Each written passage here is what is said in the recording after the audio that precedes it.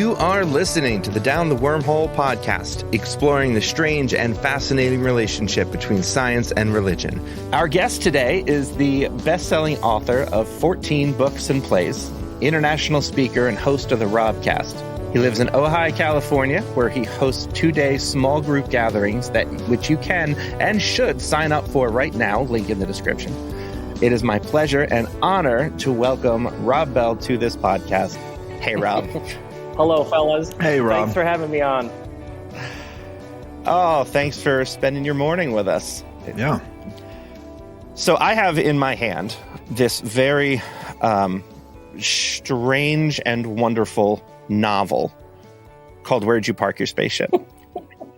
Which even I know the title still to this day brings a smile to your face. Just to hear you say it. The book starts with the line. I loved it. So the first line in the book is, "The Earth didn't make it, it got brown balled," which in total caps, brown balled.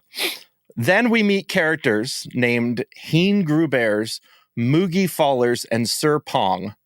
There's a family game like 2 pages in where you intentionally slam your head into a fork.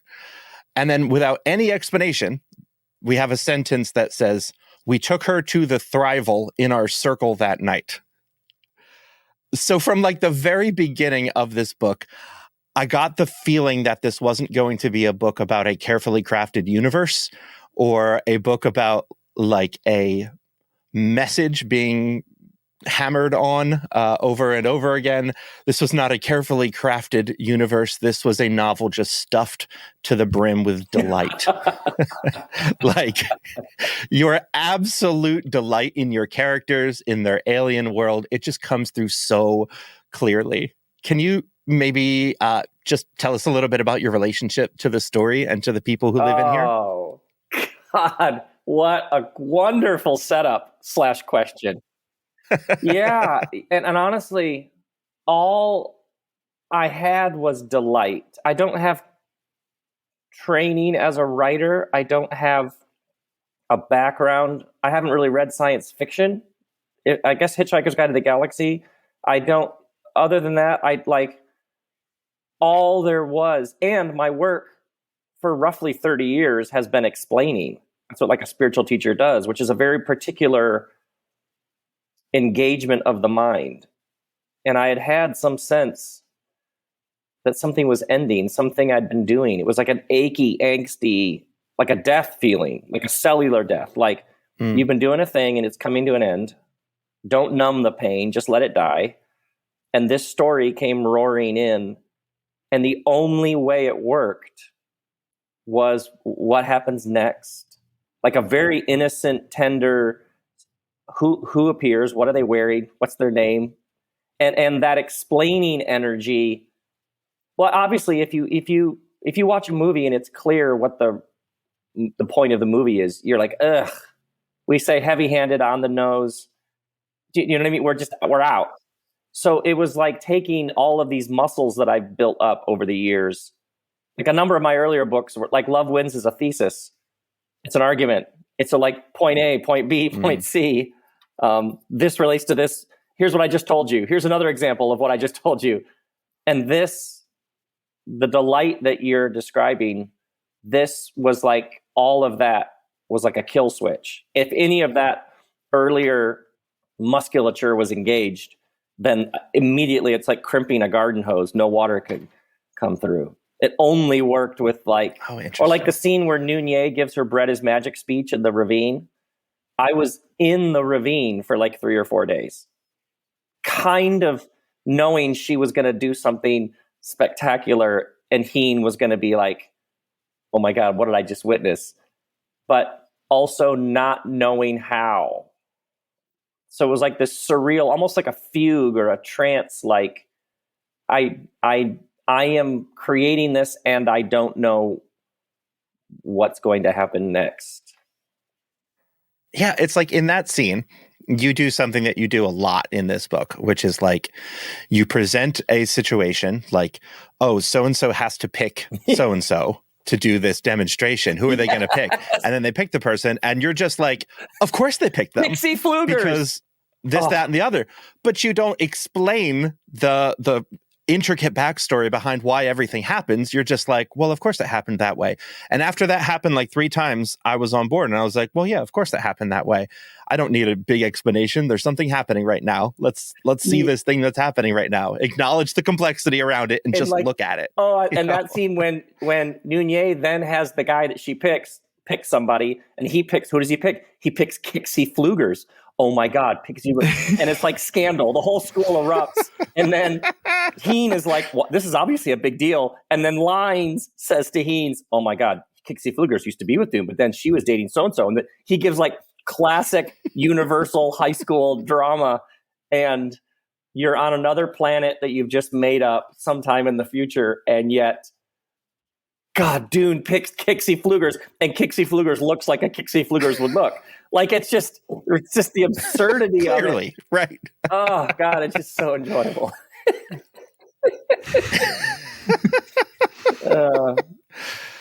So yeah, that definitely came across.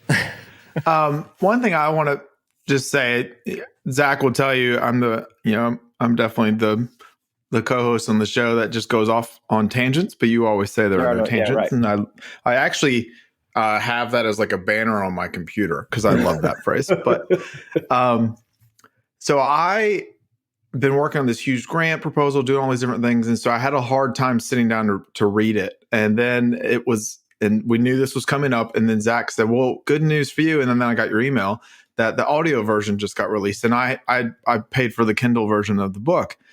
And so I, got the audio version of it. And I love the fact that you read it and synced it all up. And so I was telling Zach right before you came on that, I was maybe 100 pages in when I started listening. And then I thought, I really want to hear Rob say brown bald.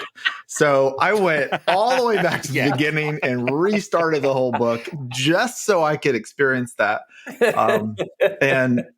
And I think that really connects because you released an episode recently for your own podcast, Keep the Tears In. Oh yeah, leave the tears in? Leave the tears in. And I had not gotten to that part of the book yet. It was right before it. Didn't really give anything away, so I was good with that. But what I loved about that episode, and it's funny because I highlighted all throughout the book, made all these little annotations and notes. Many of the notes that I made was, I love that you're laughing while reading this. I love that your emotions are coming out. It connected me more to the book and the characters than I think listening to it regularly. And then you released that episode and talked about your experiences in the past and then experience with this one. I know you talked about it maybe a little bit in the episode, but how did it feel just letting you be you while reading your work? Like a rebirth, like the other work that I've gotten to do over the years was like a warm up. When I first had written this and knew no publisher is going to want this, just no one may ever read it, but I shared it with a couple friends, and like one friend was like, "This is what it's actually like to be your friend." I was like, "Are you kidding?" I was so, it did something disruptive in the very best way, because I had some sense like, how am I, however old I was at the time, 51, and what is age? But how do I feel like it had some like coming home feeling.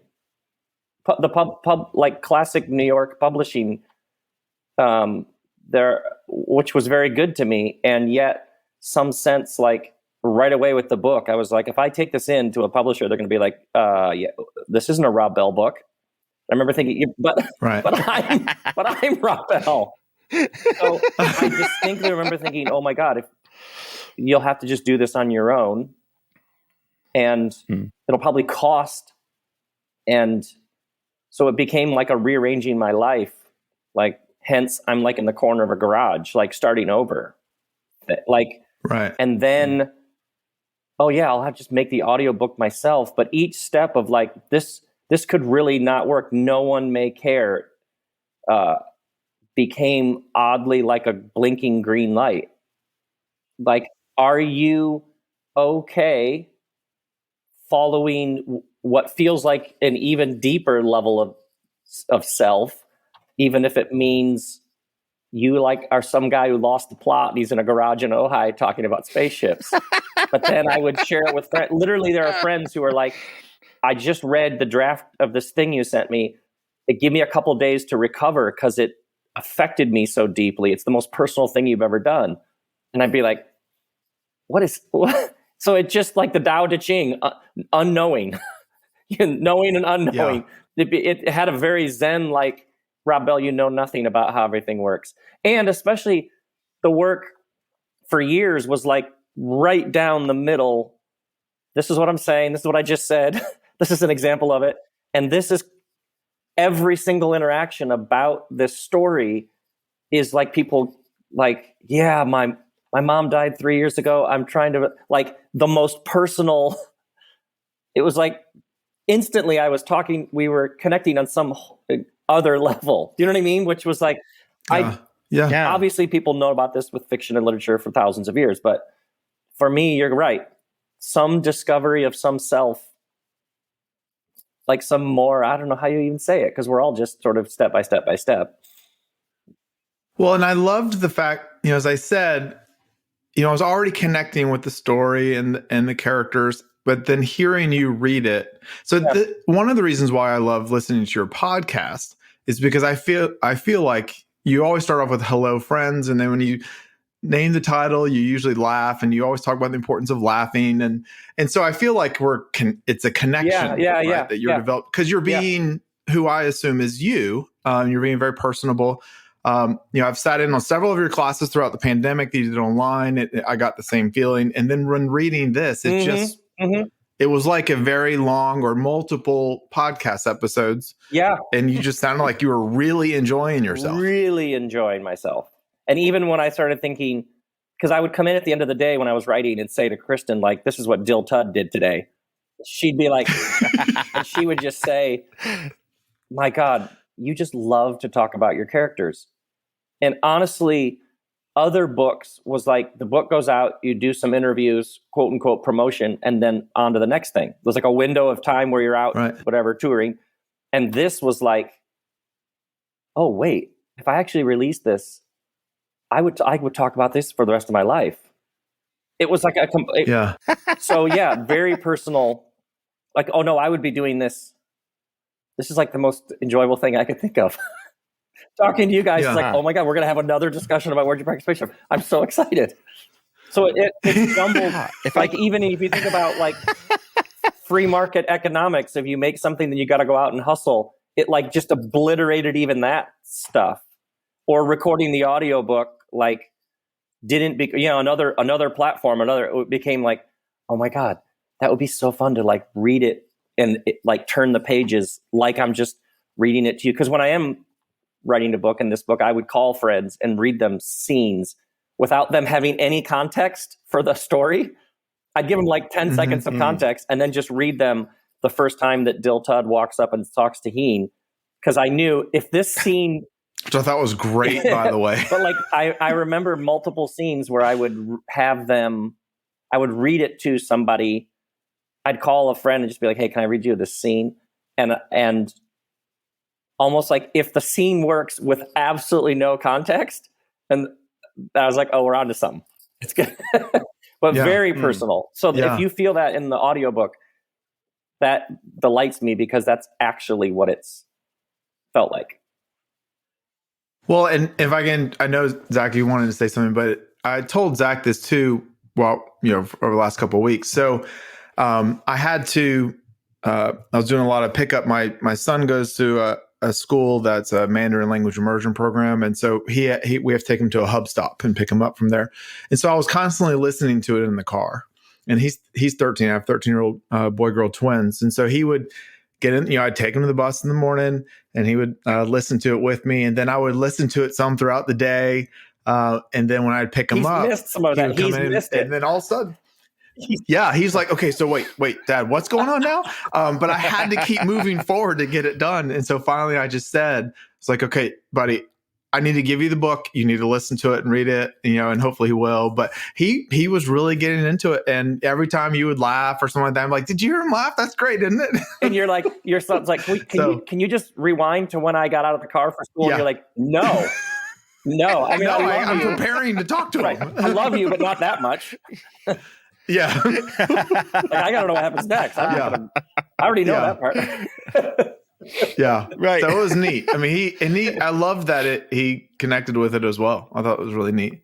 Well, I mean, every single part of the plot of this book is laid out on the back of the book, but you just have no idea what any of those words mean until you read the book. I love the idea of laying out the whole thing right before you, the whole where it's headed, in such a way that it's even more mystery.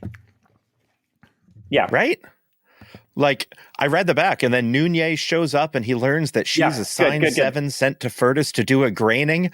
And I'm like, well, I don't know what that means.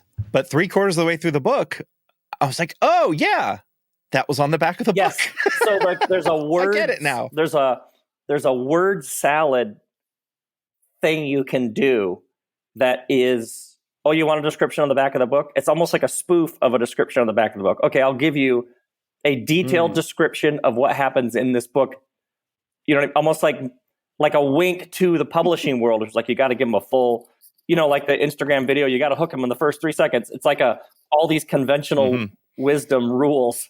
You're like, okay, I can do the rule, but I'm going to do it so over the top that it's like laughing at it. It's memeing itself.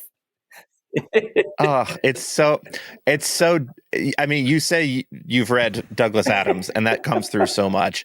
It's like, I'm reading this book and I'm thinking, like, this is the sort of flippant, irreverent hilarity of like Hitchhiker's Guide to the Galaxy, but with like that sort of laser focused, this is what it means to be human of C.S. Lewis. When you're reading one of his allegorical stories.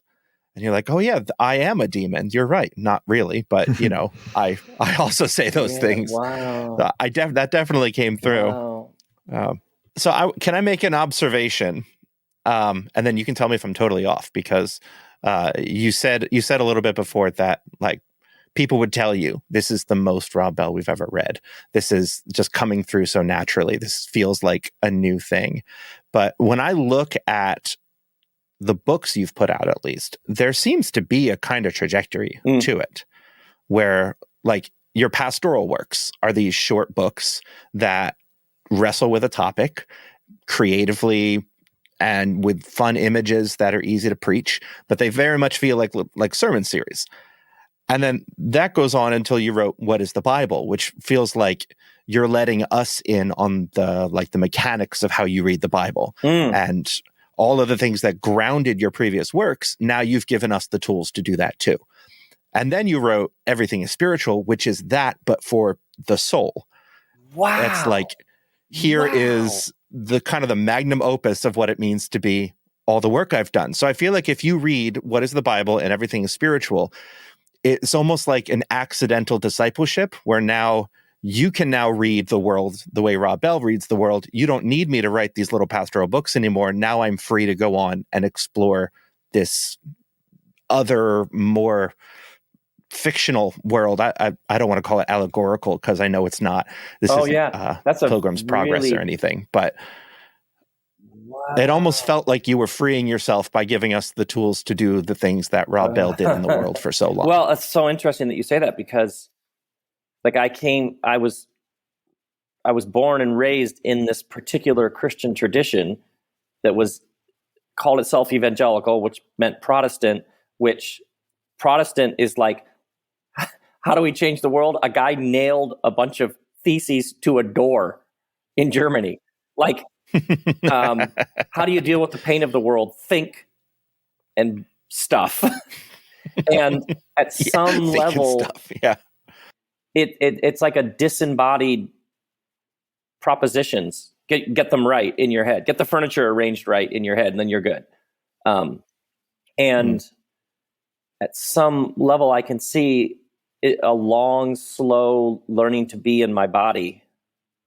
I mean, I remember in my early 20s discovering that Jesus was a Jewish rabbi, being like, wait a second, Like he's actually talking about economics and everything is economics and politics and social fabric and safety net and how you relate to the currency of the empire. So that's really interesting. What you just outlined is it started with like almost like standing there telling people stuff, and then it just keeps sinking more and more incarnation, more and more body, until we're like, well, here's how you can read that, and then it becomes, here's the events in this body that shaped me, and then at some point you toss out we don't even have to do concepts anymore. We can just go right to worlds.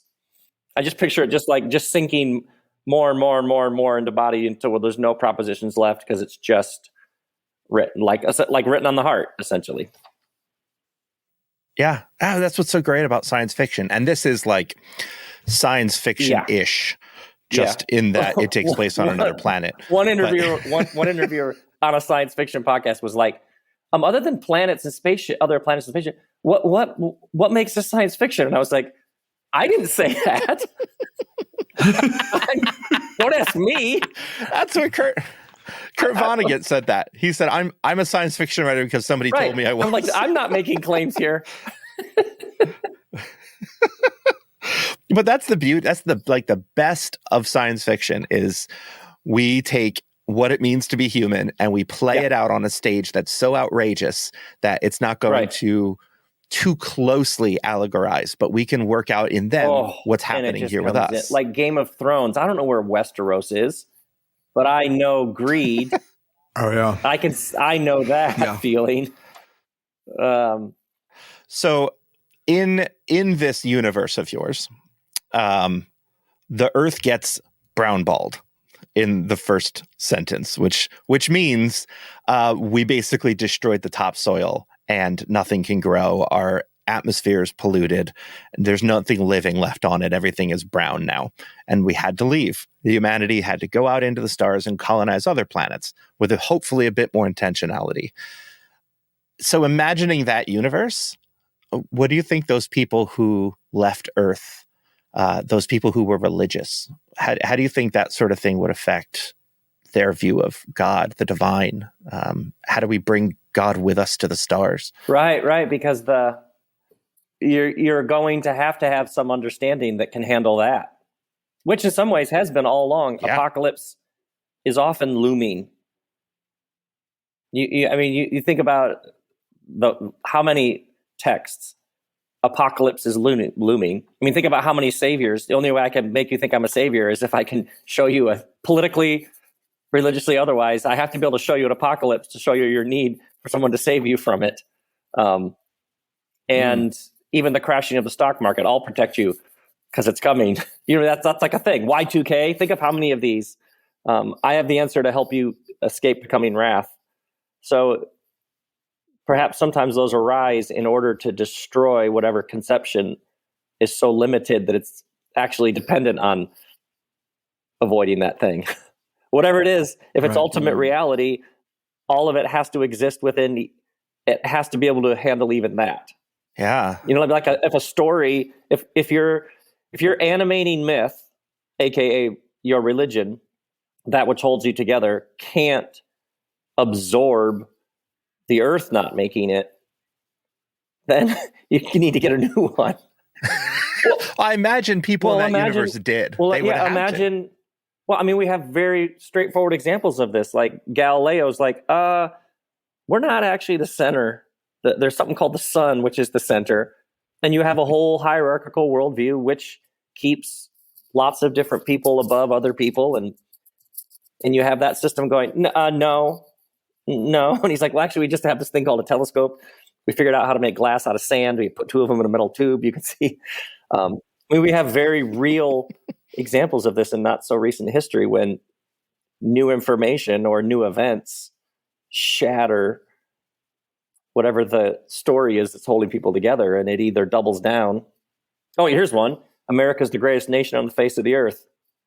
You just lost in Afghanistan to a group of locals using weapons that they got from Russia in the 80s. You know what I mean? Like the greatest military superpower lost. Like Taliban 1, America 0. So like you either readjust your narrative or you double down, and the absurdity now the absurdity really gets amped up. So you're right. They have to at some way, like whatever wasn't big enough has to get big fast. Yeah. Most of the apocalyptic literature in the Bible, at least, is like, here's the end of your world. Here's the end of everything you know. Your whole system stops working. The enemies are winning. And then there is hope because God stops it before the ultimate end.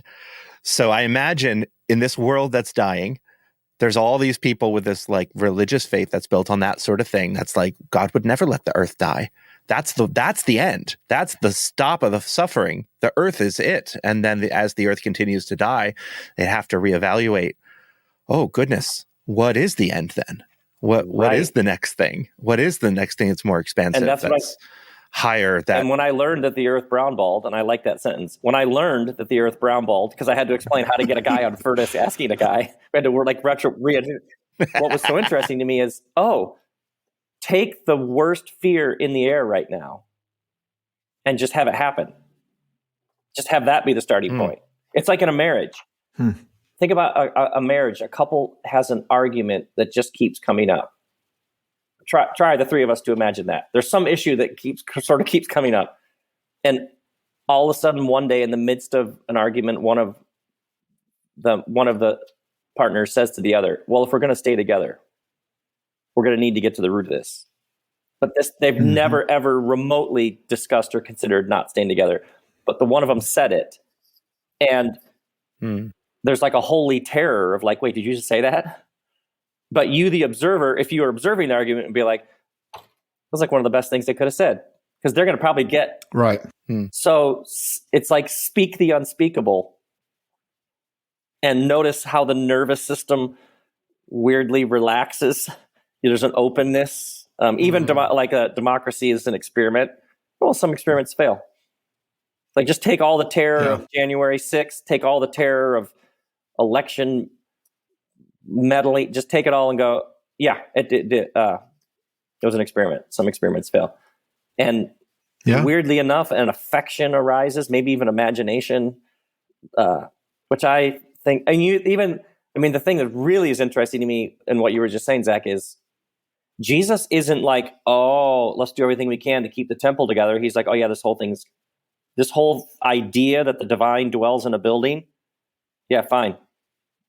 Like not one stone will remain on top of another. It's almost like he's like, in order for you all to understand that the whole earth is a temple, that all of it's holy and sacred. Yeah, it might need to come down.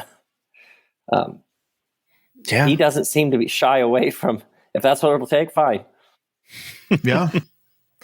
And they did. The Jews and the Christians both built new systems that were more expansive, that didn't need to live in the temple. I've been asking people this. Try this, by the way. This is really fun. Say to somebody, because I've been trying this out, and I love what it does to people, me included. I'll say to them, hey, next year, check this out. Biden versus Trump. Here we go. And you talk about feeling something in your body. You see people throw up in their mouth. And as like, are you kidding me? Those are the options next fall. And yet what's also interesting is if you zoom out just a touch, perhaps that as the options is the kind of pain the system needs to be in. Like maybe the system hasn't bottomed out yet. Like these are the options here in America where we have a tradition of coming up with kind of awesome stuff. This is what perhaps a system hasn't, and obviously we know from addiction and lots of different things, you have to hit the wall at some level. And all of it, like think of for the three of us, how many moments in your life you were in enough pain to actually start asking a whole new set of questions. But like try that Biden versus Trump. Say it like it's the coolest thing ever and just watch people like, but like that disgust is how we actually do new things. Yeah. Sometimes you need to be searching for an enigmatic man with your assassin and have entrails dropped on top of your head. You know, sometimes that's just what happens. Clarify for your listeners that that's a reference to the book. That scene was so. Oh, that's one of those things that you can say about the book that makes no sense until you get to the part. I just love the second time she appears in his bedroom and he's like, wait, you can't find Jill Tudd? And then he says it again without the question. Yeah. Wait, you can't find Jill Tudd. Like, he's so delighted. Wait, has this happened before? Is this like a thing? And he's like, the admiration for Jill. She's like, yeah, he's just like, he doesn't even really exist. Wait, this is like the greatest news ever. Aren't you supposed to be the best? Is this what you do? I also love that you, instead of saying like, well, you know, I'm an official assassin, you would never say that in a bureaucratic system, right? You would use a word like graining, which is so innocuous. It's so bureaucratic. This is a graining. And he just keeps drilling that. This is a graining. That's just, you're a murderer is what you are. No, I'm graining. Right. It's different. It's, well, do you have a gun? Do you have a gun on you right now? Do you have a gun? He's just like, yes. You act like this is so civil. Like, how? That was a theme that kept coming up as the book progressed. It was like, because Earth was destroyed, we had to reform it. Some very smart people decided to create the most effective system possible for the most good for the most people. And from the surface, it looks great. Right? And everyone respects the chairs and the arrangements and all of that. And you can get a job just putting down stakes in the ground and imagining what a neighborhood might look like. That's a whole job. And if you don't like it, go be a baker. That's a job too. And it's just this freedom and wonderful. And you're like, why can't the world work like this? And then the more we look into it, those kind of bureaucratic words that are used are actually laced with poison. And you realize how much is like respectable is not actually good. Right. And I kept hearing like, oh, well, you know, we're restructuring the division right now. We're having to make some strategic cuts to streamline our team. It's like, well, you're firing me, you know, and how many things that we can hide by making them sound respectable. I was just reading about a hedge fund owner who owns an NFL team and is just making a mess of the NFL team. And the hedge fund owner made billions off of betting on the major banks to survive. But the banks survived because of a government bailout. You're like, that's insidious. I'm wondering who you're talking about. Oh, Carolina in the house. But like, if you just ponder that, maybe like 15 miles that way. You just ponder that loop for a moment, and the insertion, giant systems that insert themselves in the exchange of goods and services and extract value out of it, adding nothing, exploiting it based on nanosecond computer insertions and trades, generating nothing, contributing nothing, just sucking little pennies here and there, but doing it hundreds of billions of times. Like, so insidious. Yes. Insidious. Yeah. And we put them on magazine covers. So they're brilliant. Right. Contributing nothing. I wanted to shift to something a little lighthearted. A theme that I loved in your book that I felt like just constantly kept coming up is curiosity amongst the characters. How, you know, when Heen was growing up, he was very, very curious. And would ask questions, you know, just really into it. When he then got into the role of being a Series 5 after the tragedy struck for him, it's almost like his curiosity was kind of set aside some because he knew he had this job. And I love the fact that, I guess in part 3, you really get into this, that you can start figuring out. And I was kind of picking up on this pretty quickly, that he felt fake.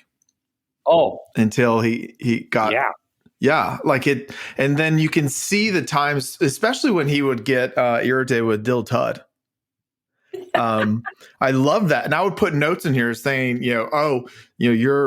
it's great that he's irritated with Dill Tud simply because Dill Tud is being very curious. Yes. And he's being pushed to kind of get back to that part of his childhood almost, of that role of curiosity, which is, I'm always told by Zach and the others on the show and all of my friends and family how curious of a person I am. Yeah. Because I just love to learn and love to ask questions. Yeah. And I love being curious. And so I appreciate you did that throughout this book and showed his struggles with it as well. Oh, I thought that was really fascinating. Yeah, because you and science, at the core of science, the engine of science is curiosity. Like, and I loved how he starts.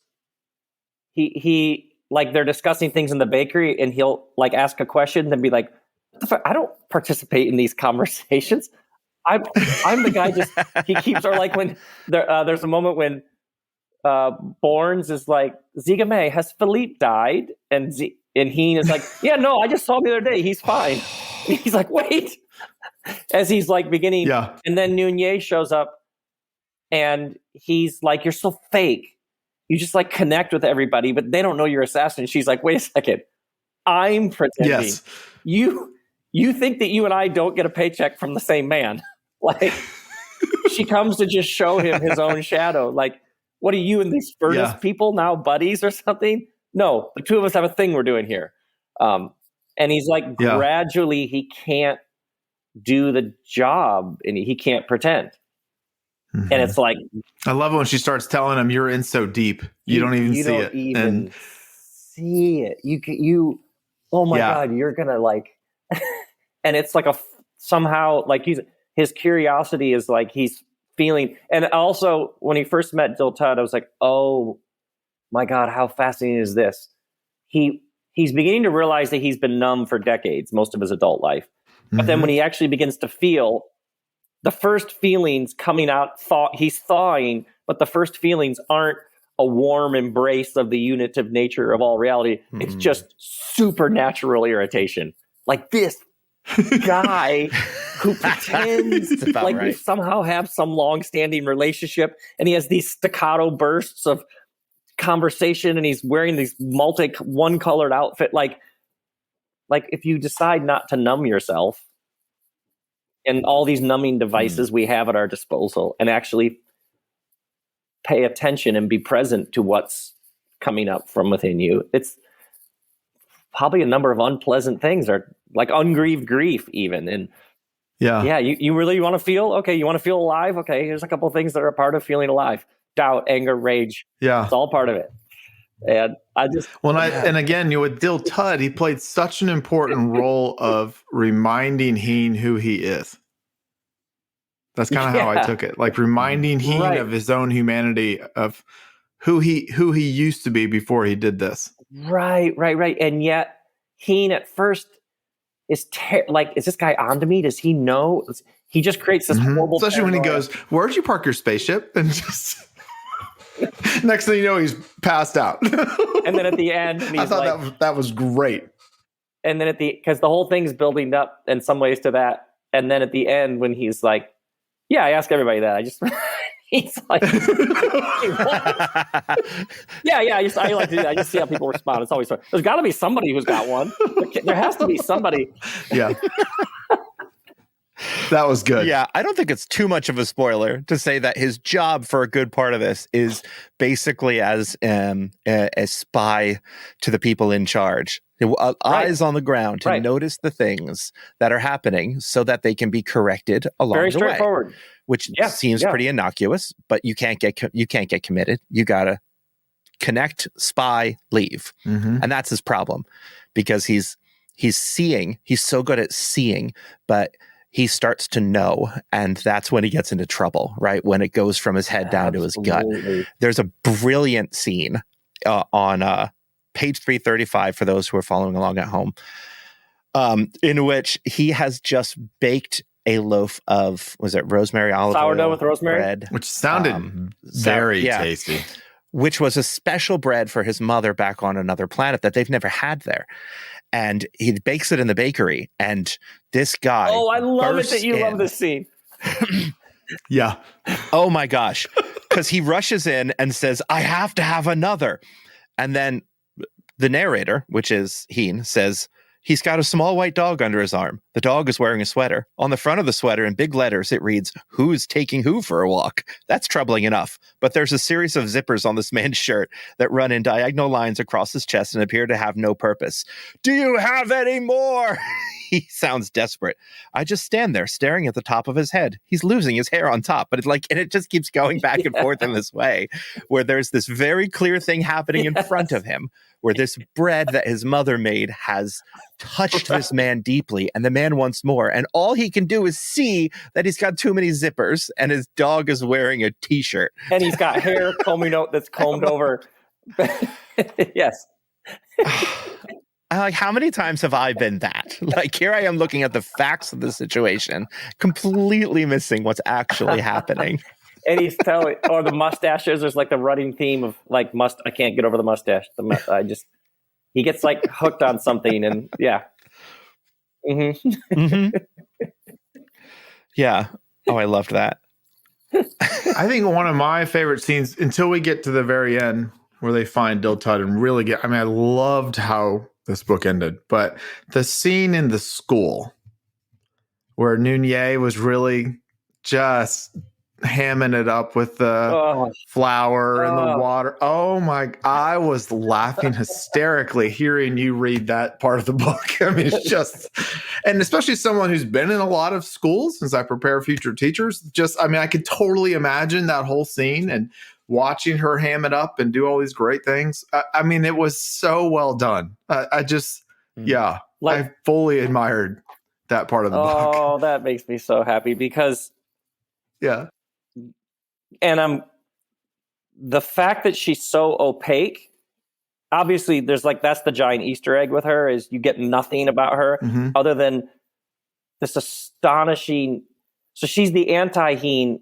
I'm realizing now, as you said that, in some ways she's the you get no interior from her. So it's almost like it's very, very hard to feel anything about her other than just surface admiration for these wide range, like Liam Neeson. I have a particular set of skills. Yes. But in the love that movie, especially that scene. You could see Heen is watching her like, how do you know how to talk to like high school students, in which she's like, keep it completely dangerous, the perfect line of danger without crossing. She somehow is able to do all these things and leave them in the palm of her hand and shock without. And you could just, Heen is just like, what is he's just one other, it's like a different kind of Dill Tud irritation. How does she do, what am I even watching? What is like just his curriculum of disorientation. This is like the master's level. It's like Dill Tud cracks the door and she comes in and just like, yeah, you're not going to understand any of this. But at the same time, she's totally just, that's all surface level. That's all playing. She's not being sincere. She's I always get the job done. Yeah. Yeah. No matter what that looks like. If I have to be a performer, great. If I got to be this improv artist, great. I'm still going to kill you. But you'll know nothing of my heart and soul. And the moment you start to get too close, I'm going to shut you down. Of course, I think later today we're opening up a Where'd You Park Your Store, in which there will be a T-shirt that just says in big letters, "You messed with the wrong Series 5." Oh, I love that.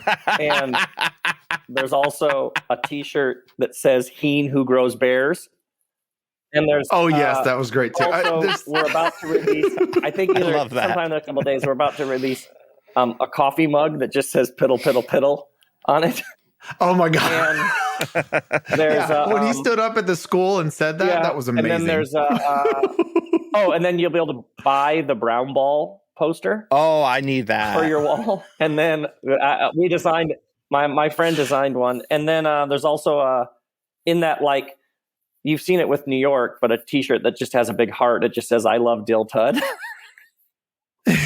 And then there's also a T-shirt that just says "You just got Bobby freelanced." like the deep, like multiple deep cut level on that one. So I need. You know he's going to write a self-help book. You know that, right? Called "You Just Got Bobby Freelance." Oh my gosh! But he hasn't Really? But he doesn't come from a family of writer. He comes from the outer pangs. So reading wasn't a thing. They weren't very civilized people. So he doesn't really know, but people could tell him he needs to write a book. So he dictates the book to Lan Xing, his girlfriend. But he keeps getting, because he loves her so much, and it's like his manifesto, his like 12 rules for living kind of thing. But he's telling it to her, but he keeps losing like that he's dictating a book and talking to her. What do you think about that? So the book is the text of his book, but it's also him talking to her about, do you think I should say this next part? That's going to be great. So don't be surprised if you see my name pop up in order requests with your new store coming out, because I could see myself getting some of those things. Oh, and then, there's a Rolling Stones. There's the Rolling Stone, like Mick, Keith, Ronnie, Charlie, these like 4 names. And yeah. Heen, Borns, Nunez, Diltud, like, this. Oh my gosh.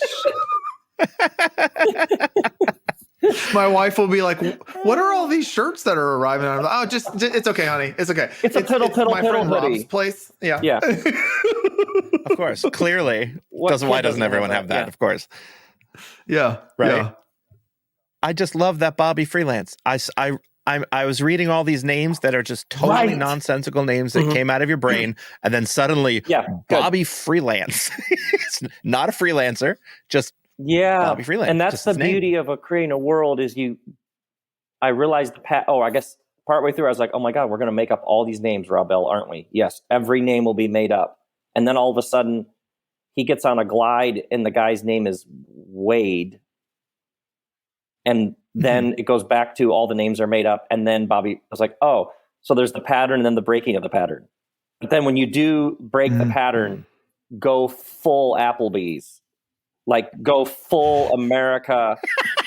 So like when they're at the bowl and it's this incredibly exotic rest, but then, okay, who are the 2 people who are arguing at the table next to them? No, don't make up. It's not Forbo and Rashiva. Gretchen and Carl. Like, you know what I mean? Like, what's the most?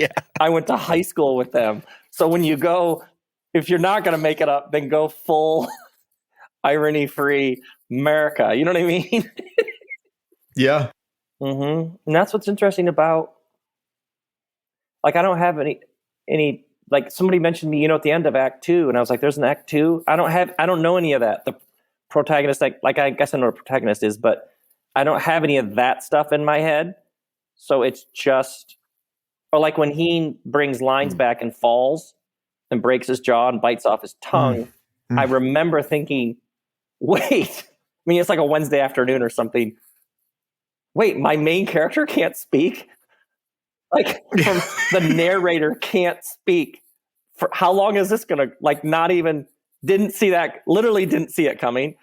And then, so now I guess there's going to be a period here where we're waiting for his tongue to get healed, where we'll just, okay. Yeah, kick the legs out, see what we discover. Yeah. I mean, I know very little about story writing other than you make a character you love and then you kick the crap out of them. And then you fall. Yes. Yeah. You see how they respond to everything falling apart. So fun. I also need to say thank you for including. I yelped in joy when I read this part that you included my favorite joke in the entire world in this book, and you made the point of the joke that it's a stupid joke, but that it is his favorite joke in the world because it's my favorite joke in the world, and it's the only joke I know. Oh, pirate. Yeah. So pirate walks into a bar. And the bartender says, hey, you've got a steering wheel on your belt buckle. And he says, arr, it's been driving me nuts all day. The best joke in the world. I said that in church once. You can't. It's perfection. You can't. Yeah. You can't. There's nothing to say. Nothing. What can be said after that? It's the ultimate joke. It's the best joke in the world. So full disclosure, the first time I ever heard that joke was reading it in your book. Oh, beautiful. I'd actually never Have I never heard said that joke to you, Ian? No. That's the only joke I know. I legitimately is the only joke I know. The book is bringing the two of you together in new ways. In ways we never knew. We've been friends this long, and I haven't heard your one joke. Right? We're always talking about serious stuff. That's the problem. Or Star Wars. Ooh. Yeah, serious stuff. Sure. Same category. Very serious. Very important. Yeah. Exactly. Pretty much. I just got my Star Wars Advent calendar. Open it up today for the first time. I'm very excited. That is so great. My Lego Advent calendars. It's a major joy this time of year. So, yeah. So what's next for you, Rob, with this series and stuff? I think you said before, you hope it's going to be multiple books, and you've left it that way. And yeah. Where do you want to go? Well, with the next one? God, I'm always like, don't say anything, Rob Bell. But obviously it says book one. Like I have a long standing. Well, like on the Robcast, I just early on was like, don't be that guy who's talking about what you're making. First off, because it might be rubbish, whatever you're making. But just tell people, it's out. So just be somebody who actually makes things. Early on, that was a thing where it was like, otherwise they're just hey guys, working on chapter 7, and everybody's. But and then I go and put book 1 on the cover, which is basically like, there's more. So yeah, it's very, very, very exciting and fun. So yes, there's different places we're going to go, and like when I realized, like, What's a Knuck on one of my plays is the play that Nord writes early on in this book, and I was like, God, that's so on the nose and ridiculous. But when I realized there was like ancillary books, Bobby Freelance is going to need to write, and then there's some other things that you're going to need that aren't like the book 1, book 2, book 3, but there's like these other pieces. So yes. And so that'll all be coming. And I get very, very excited about where it's headed. Even the idea that it would go forward in time, it may surprise you.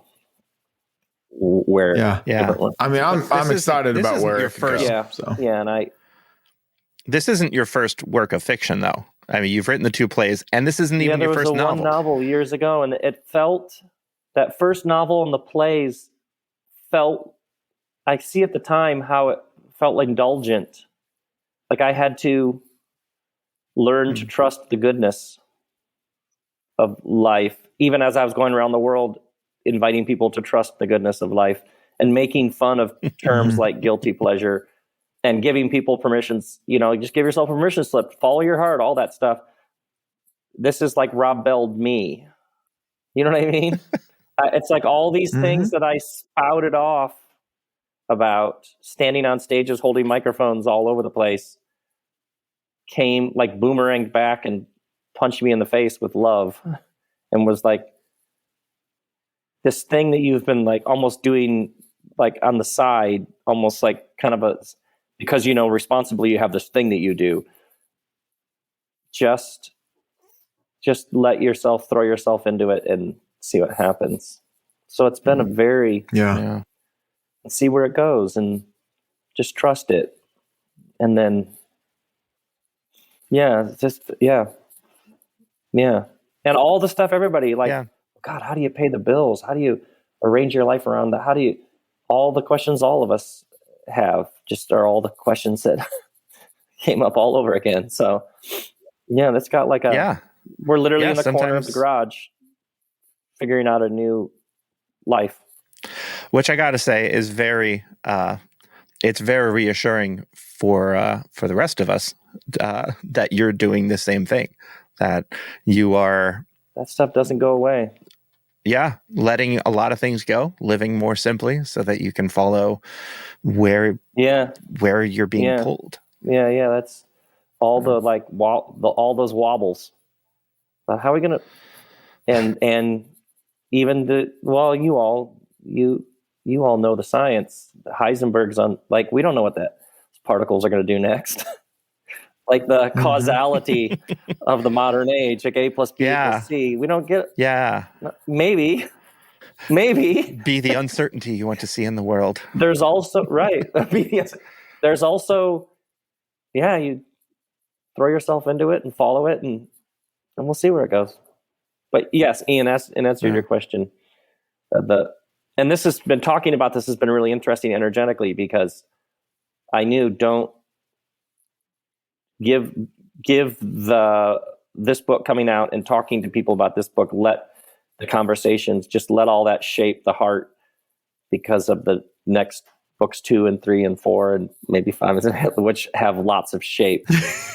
But even the no, don't hold off for just a half second and just talk to people about this and see how that shapes even where they go.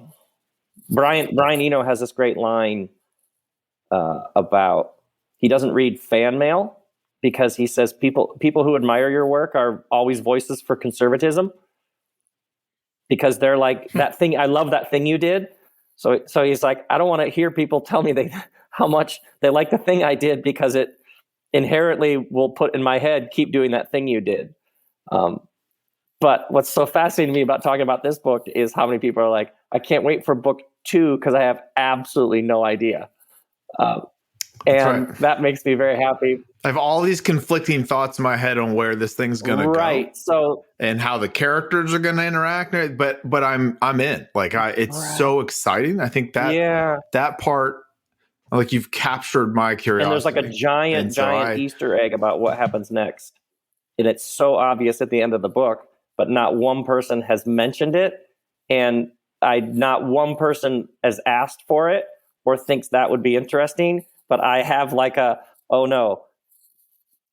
Like, so I already have like the sophomore album, maybe jazz. And it's, people will be like, what? And then, so I already feel the giant, you have to get all that off your head about even what, then just start over again. Because nobody. See, and I wouldn't even want to try to guess what it is, because I want that experience you just simulated of like, oh, okay. Like, I didn't see that coming or something like that. Like, I'm, because you did that a lot throughout this book. And nobody was asking for this book.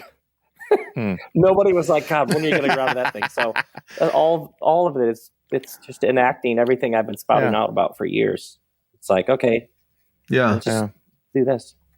Yeah. Yeah. I'm anticipating being completely surprised by whatever's next. Mm-hmm. And then for the format to drastically shift after that. And, for book 3 to just be written in Sanskrit, semaphore or something. Just a series of flag movements is book 3, and who knows? So great. Yeah. Well, thank you for sharing your delight with us. You are always a source of inspiration for so many people. Thank you. The official permission giver. Thank you for accepting that permission for yourself and producing that which makes you come alive. That means the world. And thanks for having me on your podcast. Yeah, everyone should get the book. You should sign up for the 2 days at Ojai. There's all this, all that and more available at robbell.com, where there's also links to all of your social media sort of connections, which, just like everything else you do, is subversive and delightful and not at all what the professionals would tell you to do. Yeah. There are professionals? ? I mean, there are people that get paid. Okay, there we go. Yeah. Well, that's a great distinction. Well said. Well done. Love it. Okay. Wonderful talking to you all. Thank you for joining us. Very inspiring.